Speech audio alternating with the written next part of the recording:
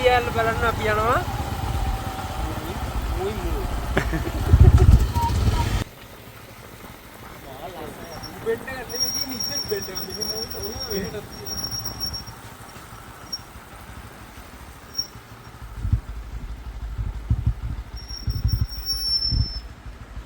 ලස්සන පොඩ්ඩක් බලන්නකෝ.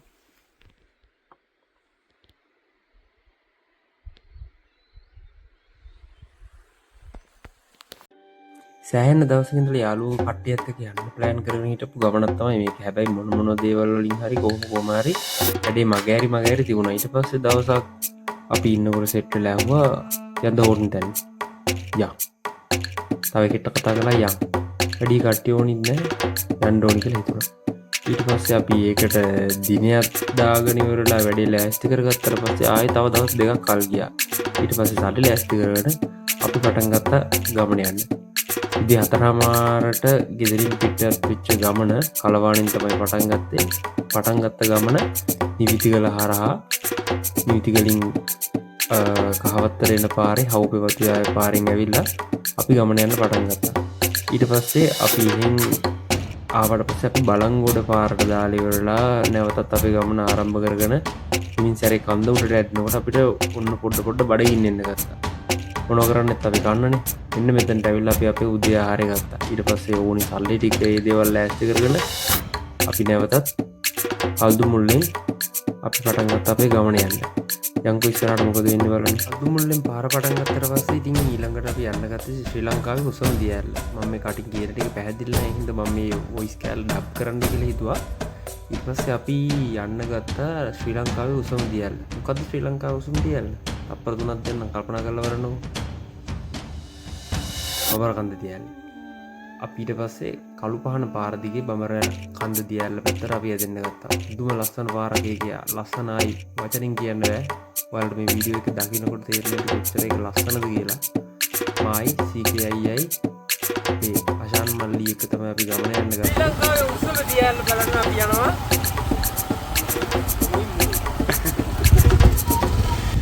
අපි ඉස්සරහට ලස්සන දිවි රෝඩට යන පාර වගේ පාර දිගේ එනකොට පාරේ තියෙන ලස්සන නම් ආයි වචනෙන් කියන්න දෙයක් නැහැ. මොකද මේ පාරේ ගිය සංචාරකයෙක් නම් ආයි ඒක අමුතුවෙන් කියන්න දෙයක් නැහැ. මොකද මේ සීතල මේ තියෙන ලෑන්ඩ්ස්කේපින් දකිනකොට රියල්ම සංචාරකයෙක් මේ යන පාරම ඇවිල්ලා ගෙන්න ගන්නවා. එච්චරට මේ පාරේ ජීවමාන තැනක්. මෙහෙම පාරලයට යනකොට ඉස්සරහින් හම්බුණා අපිට වැලමිට වංගු ගීතයක්. එතකොට බලන්නකෝ ඔයාලට ඔයා මේ පාරේ ගිහින් තියෙනවා නම් කලින් පාරක මේ වංගුව මතකද කියලා. ඔන්න බලන්නකෝ වංගුව. දැක්කද? ඔය නියම සංචාරකයෙක් නම් කොච්චර වාහනයක ආවත් ඔයා මෙන්න මෙතන විනාඩි දෙක තුනක් හරි නවත්තලා මේ ලස්සන බලලා තමයි යන්නේ. Hi guys.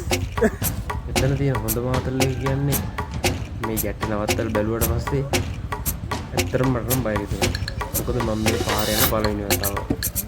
මම වීඩියෝ වලින් සෑහෙන වතාවක් මේක දැකලා තියෙනවා. ඒකට මම මේ පාරේ ගිය පළවෙනි වතාව නිසා මම පොඩ්ඩක් පයින්ට ඔළුව දාලා බැලුවා. බොක්ක පිච්චෙන්න තරම් මෙතන දැක්කම බය හිතෙනවා. අපි මෙතනින් බයිසිකලේ නවත්තලා විනාඩි කිහිපයක් මෙතන ඇදිලා තමයි අපි අපේ ගමනයි පටන් ගත්තේ. බලන්නකෝ ලස්සන වචනින් කියන්න දේවල් නම් ආයි ඇත්තම නැහැ. තාමත් අපි බඹරකන්ද දියැල්ල ළඟට ගියේ නැති හින්දා මේ පාර දිගේ ඇදෙන්න ගත්තා.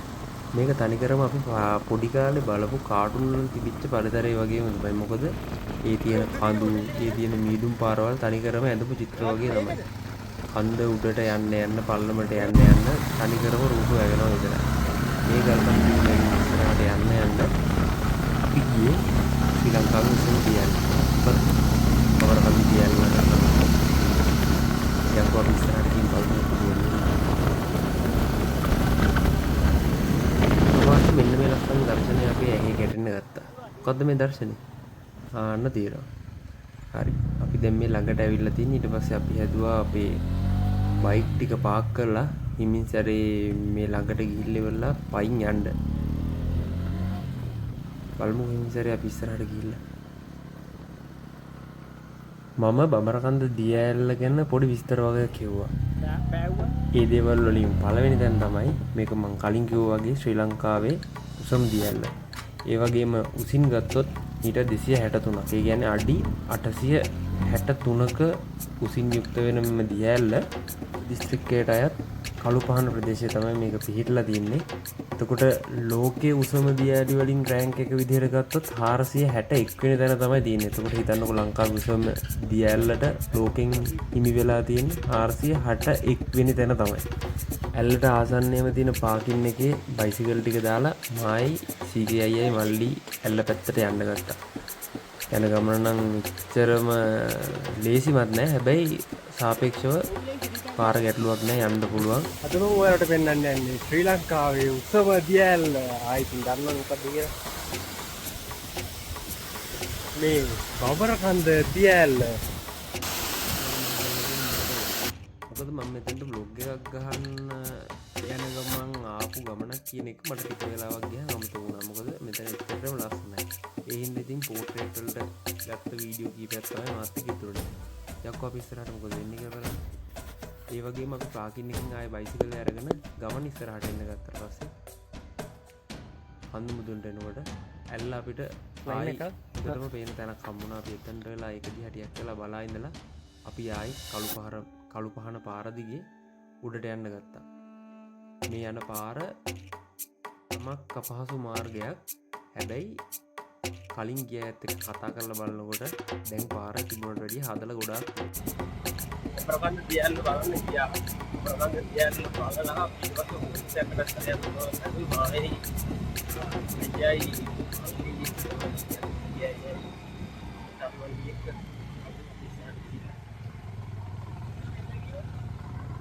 main double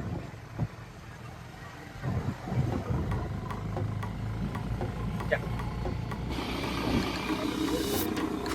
ini bicycle dekat dia mana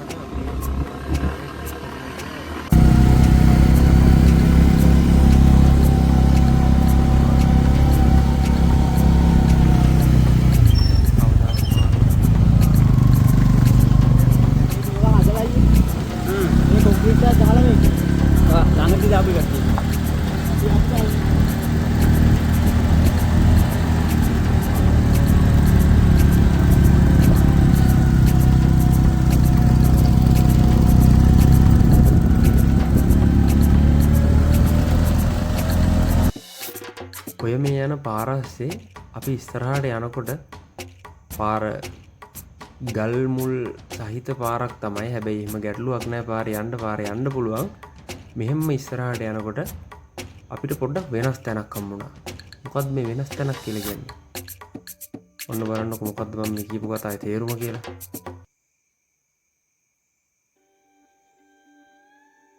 දැන් තේරෙනව නේද? ගල් කඳු දෙකක් මැද්දෙන් හාරපු පාරක්. නියම ට්‍රැවලර් කෙනෙක් නම් මේ තැන මොකද්ද කියලා දන්නවා. දන්න කෙනෙක් පල්ලෙහාන් කමෙන්ට් එකක් දාගෙන යන්න. ඊළඟ තැන තමයි මේක. මේ කොහෙද? මේ තමයි වැලි වංගුව කියන්නේ. මෙතනට වැලි වංගුව කියනවට වැඩිය මම කැමති මෙතනට වැලි වංගුව කියනවා. මොකද මේ භූවිෂමතාවය දිහා බැලුවට පස්සේ මම එහෙම කිව්වයි කියලා ඔයාලට තේරෙනවා. මේ තින් දිව්‍ය ලෝකේ මේ තින් අපාය. එතන බලාගෙන හිටියෝ පිස්සු හැදෙන හින්දා අපි අපේ ගමන ආයි යන්න පටන් ගත්තා. මේ යන අතරතුරේ තමයි දැක්කේ පාරේ නාය ගිය තැන් ගොඩාක් අපිට මෙතනින් ඉස්සරහා පාරේදී හම්බෙන්න ගත්තා. මෙතනින් ඉස්සරහට පාර නම් ලේසි නෑ රජෝ. ගිය කට්ටිය දන්නවා කොහොමද කියන්නේ. ඒ වගේම තමයි මේ හරිය තියෙන ලෑන්ඩ්ස්කේපින් එක. ඉතින් කියන්න දෙයක් නෑ. මාරම ලස්සනක් තියෙනවා.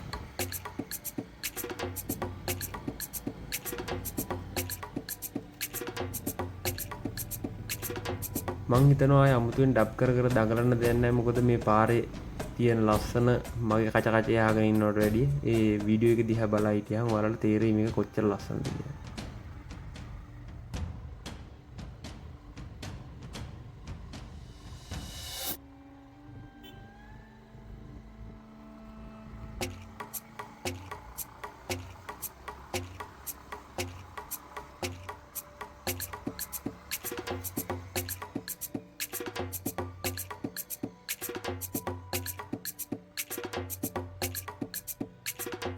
ලස්සන පාරක් මොකවත් නෑ සටපට ගාලා හෙලවෙනවා විතරමයි. පොඩ්ඩක් ඉන්න මේ දිව්‍ය ලෝකෙන් කැරලක් කරලා තියෙන එක පොඩ්ඩක් පෙන්නන්න. මේ තින්නේ. උණන් දිව්‍ය ලෝකෙ නෙමෙයි අපයින් ආවේ. ඒ වගේම මට පොඩි අවවාදයක් දෙන්න දෙනවා. මොකද ඔයාගේ බයිසිකලේ ෂොක් ඇබ්සෝබර්ස් එක හරියට නැත්නම් මේ පාරේ නම් එන්න එපා. මොකද ඔය කොන්න කඩාගෙන තමයි ගෙදර යන්න වෙන්නේ. ලස්සන පොඩ්ඩක් බලන්න.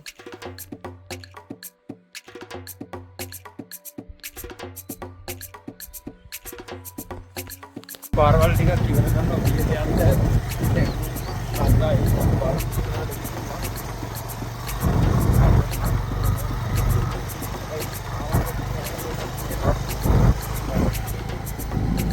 පොඩි පොඩේක තියෙනවා.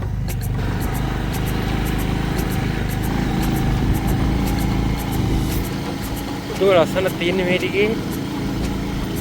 දැම්තාවගේ වතු යායව දැම්තාව වැඩ කරන වතු යායවල් ඊට පස්සේ කරා වැටිච්ච ෆැක්ටරිස් මම කෑහට ගොඩක් දේවල් දෙනවා බලමු අපි ඉස්සරහට තියෙන විදිහ.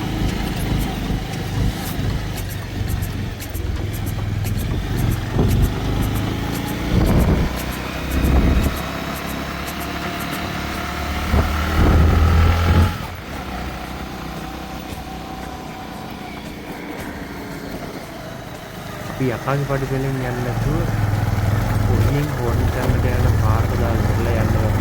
පොඩි වැස්සක් එක්කම. පොඩි වැස්සක් එක්කම ගියා. කිවිලෝ කැම්බේ.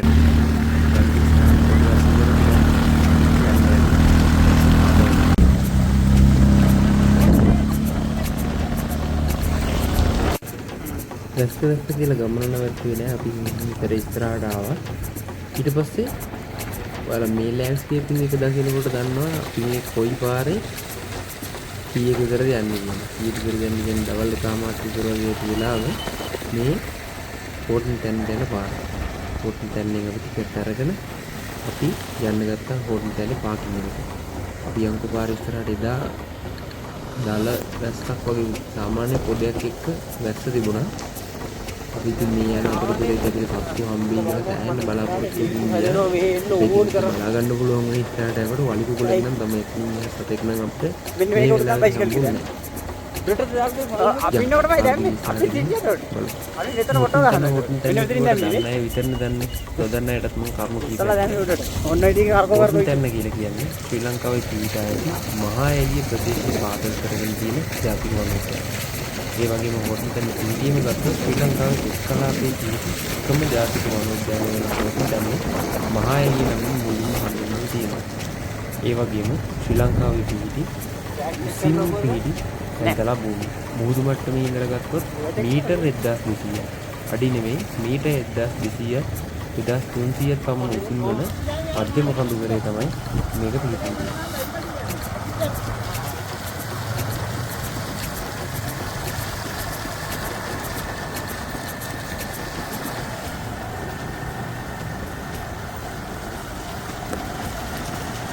මේ වීඩියෝ ටික කරගෙන යද්දි මට නිතරම මේක තමයි බ්ලොග් එකක් කරන්න අදහසින් හිටියා කියන ගමත වෙන එක. මොකද ඒකයි පෝට්‍රේට් වීඩියෝ ලෑන්ඩ්ස්කේප් වීඩියෝ කවල මේ තියෙන්නේ. මේක දැන් අපි ආවා. අපේ බෑග් චෙක් කරලා දෙන්නලා අපි ඇතුළු වුණා හෝටල් තැන්න ජාතික වනෝද්‍යානයට. අපි ඇවිදින්න ගත්තා. යම් මේ පාර දිගේ ඉස්සරහට.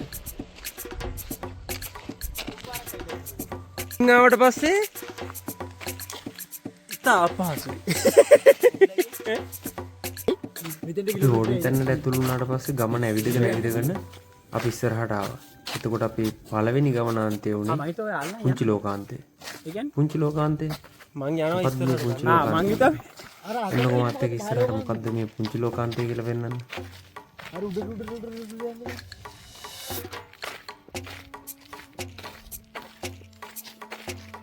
තනිය තා යනවා. තනිය යනවා.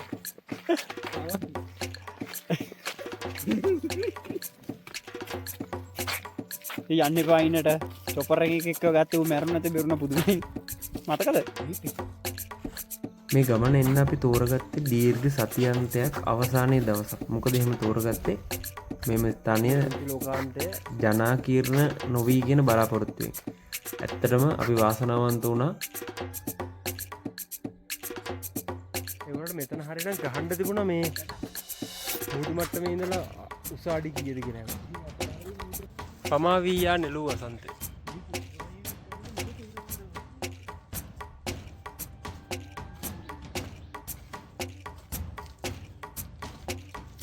නෙළුවල් තියෙනවා. හැලිලා ඔය කොන්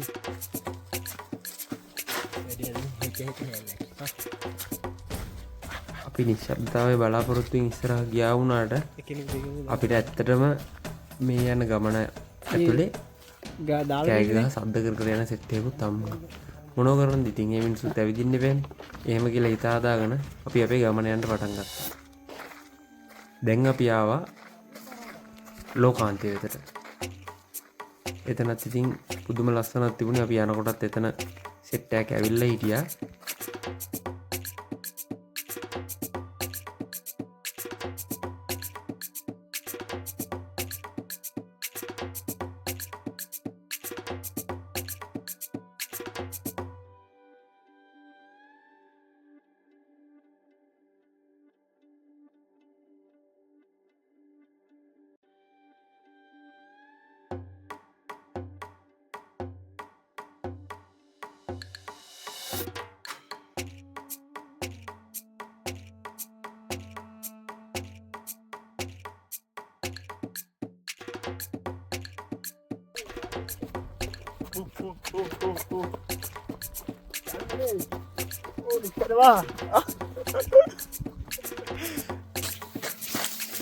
ඉවුරු පඳුරු තලා බයි නේද වලා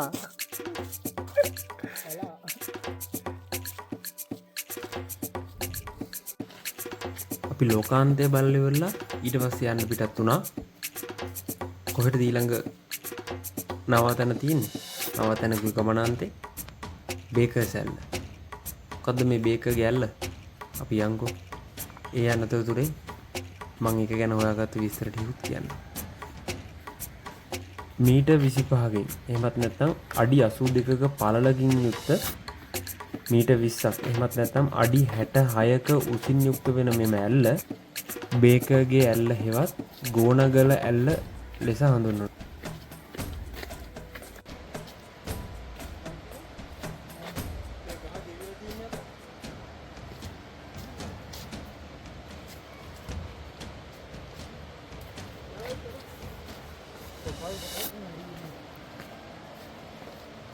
අපි මෙතනට යනකොටත් අපිට වෙච්ච තවත් වාසියක් තමයි මෙතන ජනාකීර්ණත්වයෙන් අඩුවීම. ජනාකීර්ණත්වයෙන් අඩුවීම කියලා කියන්නේ ඇත්තටම අපි මෙතනට යන වෙලාවේ කවුරුත් හිටියේ නැහැ. හැබැයි අපි ගිහිල්ලා ටිකක් වෙලා යනකොට මෙතනට සාමාන්‍යයෙන් 20ක 30ක විතර සෙනගක් හිමිතරේ පිරෙන්න ගත්තා.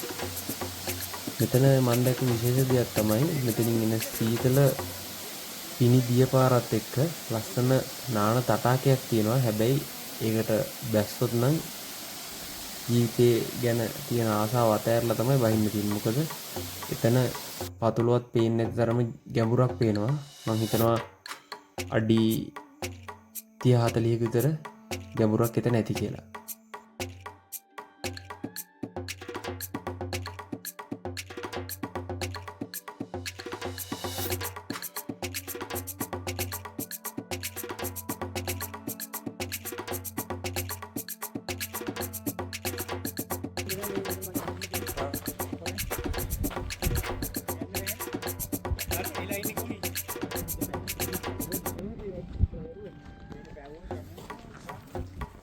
කොටිය කම්මුණුත් කරන්න ඕනි දේවල් ටික වයිල්ඩ් ලයිෆ් එකෙන් කියලා තියෙනවා.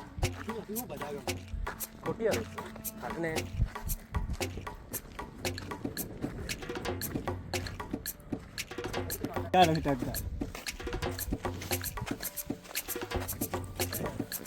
බලන්න තිබුණ ගමනාන්ත 3යි. පුංචි ලෝකාන්තය, ලෝකාන්තය, ඊට පස්සේ බේකර්ස් ඇල්ල. තුනටම ගියා. සම් දවල්ට නම් කෑවේ නෑ. බඩගිනි මුන් දිනට කන්න මොන අවුත් නෑ. ඉස්සරහට ගිහිල්ලා හැම වෙන පළවෙනි කාටේ මං කනවා. එච්චරයි. අය කියන්නේ. පළවෙනි දවසේ ඇවිදින්න තිබිච්ච ගමනාන්ත ටිකට ගමන් වල ගමනාන්ත ටිකට ගිහින් ඉවර කළා. දැන් මේ ඉන්නතර හොයාගන්න යනවා.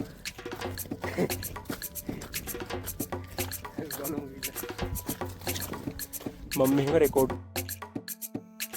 අපි වනෝද්‍යානයට ඇතුල් වෙනකොට අපිට දුන්න උපදේශයක් තමයි 5:30 වෙනකොට නැවත පැමිණෙන්න කියලා. අපි මෙතනට එනකොට විනාඩියක් වගේ පරක් වුණා. ඒක එහෙම ලොකු ගැටලුවක් වුණේ නැහැ. ඒත් මම ඔයාලට කියන්නේ ඔයාලා යනවා නම් ටයිම් තියලා යන්න. මොකද අපි වනාන්තරයට වනෝද්‍යානයට ඇතුල් වෙනකොට වෙලාව 1:00 පහුවෙච්ච නිසා අපිට පරක් වුණා. අපි මෙතනට එනකොට ඇත්තටම එක සෙට් එකක් විතර හිටියේ. ඔක්කොම වගේ ගෙවල් වල ගිහිල්ලා තමන්ගේ වාසස්ථාන වලට ගිහිල්ලා අපි මෙතන එනකොට සම්පූර්ණයෙන්ම මිහිදුමෙන් වැහිලා තිබුණේ. තනිකරම මිහිදුමෙන් වැහිලා තිබිච්ච හින්දා පුදුම ලස්සනක් තිබුණේ මෙතන.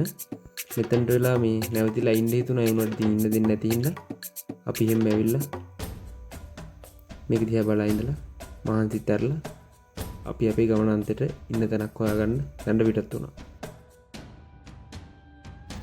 එහෙම කියලා තමයි හිතන්නේ. ආයි යාළුවනේ.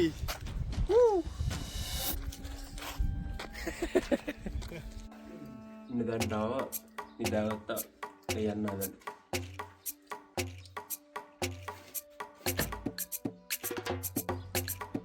අපිට වාසස්ථානය හොයාගන්න ගියට පස්සේ පොඩි ගැටලුවක් මතුවුණා. මොකද අපි කලින් මේ දේ ප්ලෑන් කරලා ආවේ නෑ.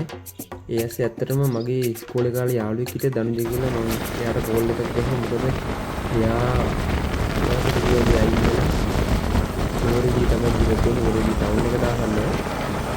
එයාව කන්ටැක්ට් කරගෙන එයාලගේ නැන්දලා ගෙදර තමයි අපි ඉන්නේ. ඔයාලා යන්න බලාපොරොත්තු වෙන මොරේදී ඉන්න දැනක් හොයනවා. මෙතන කමෙන්ට් එකක් දාන්න. ෆෝන් නම්බර් එක දාලා තියන්න කන්ටැක්ට් කරගන්න. ඊට අපි උදෑසන ආහාරය අරගෙන පිටිපස්සට බෝම්බුරුවන. බෝම්බුරුවනට අපි යන්න ගත්තා. හග්ගල ගාඩන් එක පහු කරගෙන වැලිමඩ පාරට වෙන්න තමයි ගත්තේ.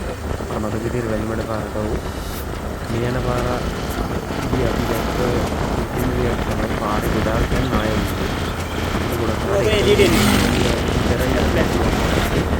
අනිත් පාරෙන් පල්ලෙහාට ඉන්නකොට ඉස්සුවා බලපෑමක් වුණා. ඔයාලට දැන් දැක ගන්න පුළුවන් ඒ වෙලා තියෙන අනේ හැබැයි හරි පාර ක්ලියර් කරලා සංචාරකයන්ට ඒ වගේම අඩේ වේ කතා තමයි වැඩවලට යන අයට පාරේ ගැටලුවක් නොවන විදිහට යන්න හදලා තියෙනවා. වර්ධන කටයුතු කරලා පාරවල් ටික තියෙනවා මේ ගැටලු නැගෙනවා නම් ලයික් මම හිතනවා මේ පාර දිගේ තමයි ආයිඩිය ටැග් ඒ දේවල් මොනවද වුණා මායි ප්‍රොජෙක්ට් එකයි අපි පල්ලෙහාට ඇදෙන්න ගත්තා. මේ ඇස් ඉතින් පොලිස් නිලධාරීන් මහත්තුරු දෙන්නෙක් අපිව නවත්තලා අපේ ලයිසන් චෙක් කරලා අපිට ගැටලුවක් නැහැ පරිස්සමින් යන්න කියලා අවවාද කළා. ඊයේ මම පැත්තේ CGI බයික් එක. හැබැයි අද අපි බයික් මාරු කරගත්තා. අපි උදේ ආහාරය ගත්තට පස්සේ මල්ලිගේ බයික් එක මම ගත්තා. CGI බයික් එක මල්ලි ගත්තා. ඊට පස්සේ අපි හිමි සැරේ පල්ලෙහාට පොඩි නියුට්‍රල් පාරකුත් දාගෙන අපි පල්ලෙහාට ඇදුනා. මේ පාරත් ඉතින් දිව්‍ය ලෝකෙන් කඩා වැටිච්ච කෑලි වගේ තමයි. මාරම ලස්සන ලෑන්ඩ්ස්කේපින් තියෙන්නේ. හැබැයි දැන් ගොඩාක් ලෑන්ඩ්ස්කේපින් වලට නායෑමට අහුවෙලා ගොඩාක් පාරවල් පල්ලෙහාට ඇවිදගෙන ඇවිල්ලා තිබුණා. ආයි මේ වගේ කුණාටුවක් මේ වගේ විපතක් ශ්‍රී ලංකාවේ කිසිම ප්‍රදේශයකට නොවේවා කියලාත් මම ප්‍රාර්ථනා කරනවා මේ වීඩියෝ එක ඇතුළේදීම. නෑ කෝකිනෝ නතර කරේ නෑ. මම ලයිසන්ස් වල ටික දෙන්න ඕනේ. කමන්නේ ගන්නු බලන්නකො.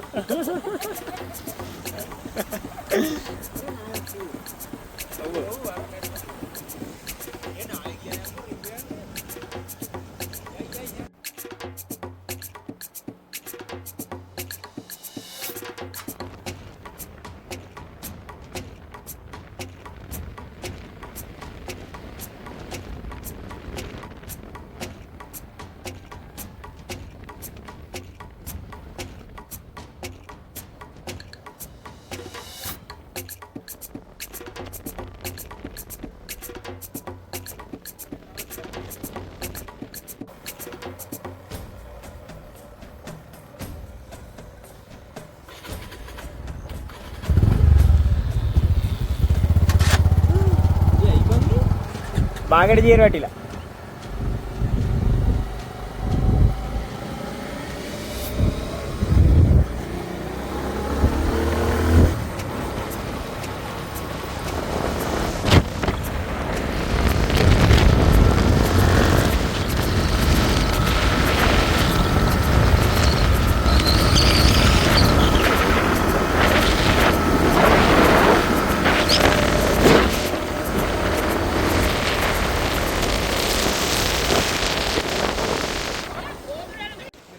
බයිසිකලින් එන්න පුළුවන් ළඟම තැනට ඇවිල්ලා නවත්තගෙන නවත්තලා අපි පඩිපෙළදිගේ උඩට යනවා.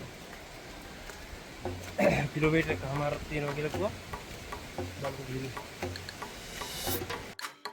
කලින් දවසේ ඇවිදලා ටිකක් මහන්සි වෙලා තිබිච්ච නිසා මං හිතුවා අවුලක් නැහැ කකුල් දෙක පදම් වෙලා ඇති කියලා. හැබැයි මේ ටික ඇවිදිනකොට මට නම් හොඳ ගණන් වෙලා තිබ්බේ. හැබැයි අපි හිටපු කොල්ලෝ දෙන්න මට මාර සප් එකක් දුන්න මගේ බෑග් එකත් අරගෙන මට උඩට යන්න.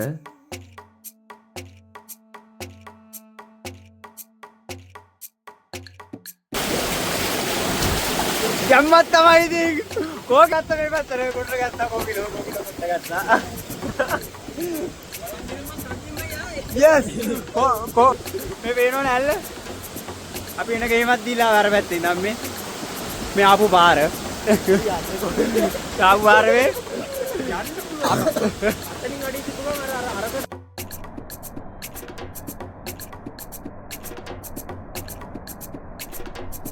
යන්න නෑ.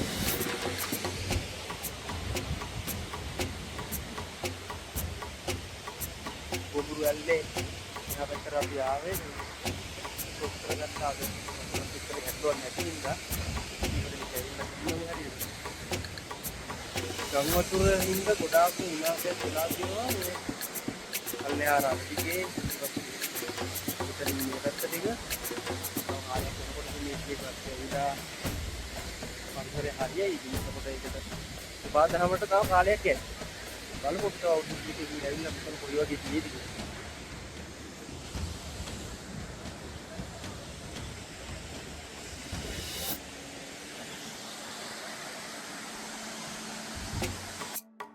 මේ ඇල්ලට ගියාට පස්සෙත් මට ලංකාවේ උසම දිය ඇල්ල ගාවට ගිහින් වෙච්ච වැඩේ වුණා. මම vlog එකක් කර කර හිටියා කියන එක මට අමතක වුණා.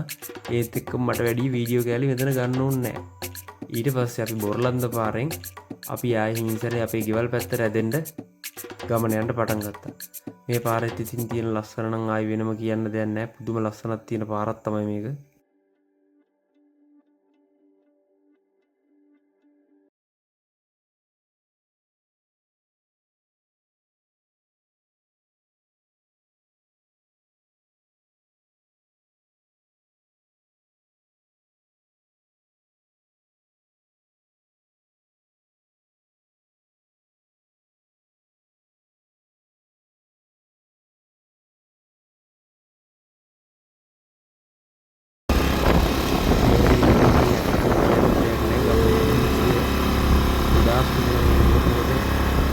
කිලෝමීටර් 270 ගානක් 280